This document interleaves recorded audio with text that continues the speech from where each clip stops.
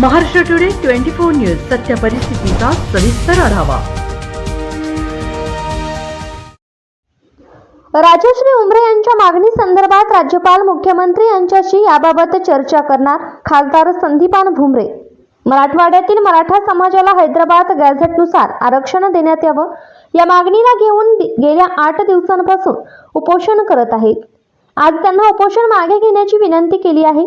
उद्या राज्यपाल शहरांमध्ये येणार असल्याने या मागण्यांबाबत राज्यपाल व मुख्यमंत्री यांच्याशी चर्चा करणार असल्याचं खासदार संदीपान भुमरे म्हणाले।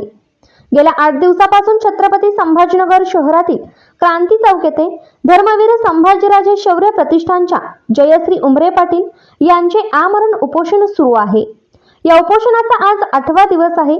दिवसेंदिवस आमरण उपोषणकर्त्या जयश्री उमरे पाटील यांची प्रकृती खराब होत चाललेली आहे। खासदार संदीपान भुमरे यांची भेट देखील त्यामुळे निष्फळ ठरल्याचे चित्र यावेळी दिसून आले। महाराष्ट्र टुडे मराठीसाठी ब्युरो रिपोर्ट देव राजाळे, छत्रपती संभाजीनगर।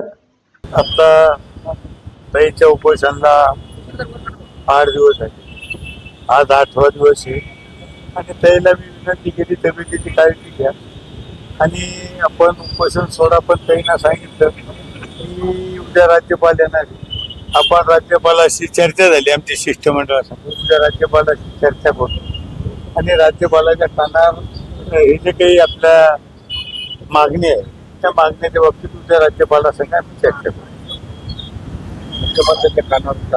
मुख्यमंत्र्यांच्या कानावर टाकलेले हे आजच आणि टाकू।